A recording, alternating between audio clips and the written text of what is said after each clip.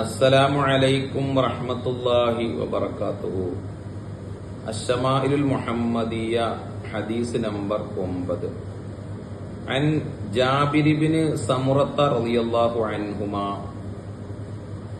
മഹാനരാകുന്ന ജാബിർ ഇബ്നു സമുറത്ത റളിയല്ലാഹു അൻഹുമാ അവിടുന്ന് പറയുകയാണ്, റഅയ്തു റസൂലല്ലാഹി സ്വല്ലല്ലാഹു അലൈഹി വസല്ലം ഫീ ലൈലത്തി ളിഹ്യാൻ. ഒരു 14-ാം രാവിൽ പൂർണ്ണ നിലാവുള്ള രാത്രിയിൽ തിരുനബി സല്ലല്ലാഹു അലൈഹി വസല്ലമയെ ഞാൻ കണ്ടു. വഅലൈഹി ഹുല്ലത്തുൻ ഹംറാ,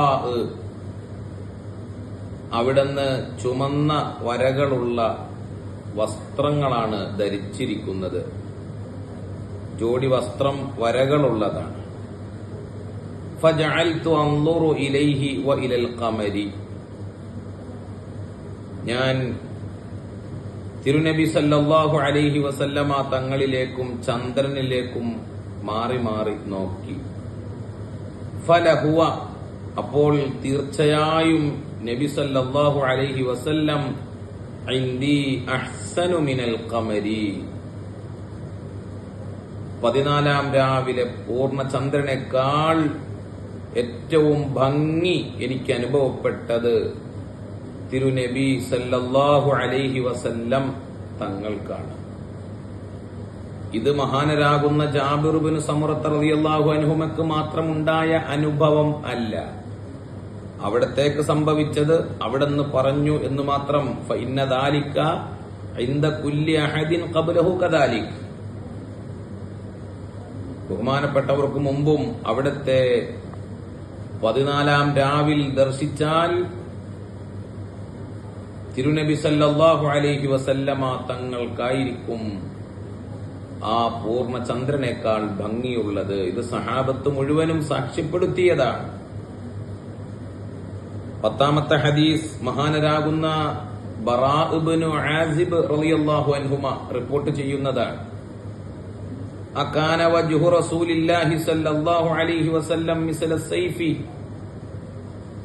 മഹാനരോട് ഒരു മനുഷ്യൻ ചോദിക്കുകയാണ്, തിരുനബി സല്ലല്ലാഹു അലൈഹി വസല്ലമ തങ്ങൾ വാള് പോലെയായിരുന്നോ? വാള് പോലെ എന്ന് പറഞ്ഞാൽ അവിടെ വാളിന്റെ നീളമല്ല ഉദ്ദേശിക്കുന്നത്. ചന്ദ്രനെ പോലെ എന്ന് പറഞ്ഞാൽ ചന്ദ്രന്റെ വൃത്താകൃതി അല്ല ഉദ്ദേശിക്കുന്നത് നാം മുമ്പ് പറഞ്ഞിട്ടുണ്ട്. നേരെ മറിച്ച് വാളിന്റെ തിളക്കമാണ്. തിളങ്ങി വിളങ്ങുന്ന ഇന്ത്യൻ വാളിന് സമാനമാ പ്രഭ പരത്തുന്ന ദീപസ്തംഭമാണ് നബിയെ അങ്ങ് എന്ന് മഹാനാകുന്ന കഅബ് റളിയല്ലാഹു അൻഹു പാടിയിട്ടുണ്ടല്ലോ.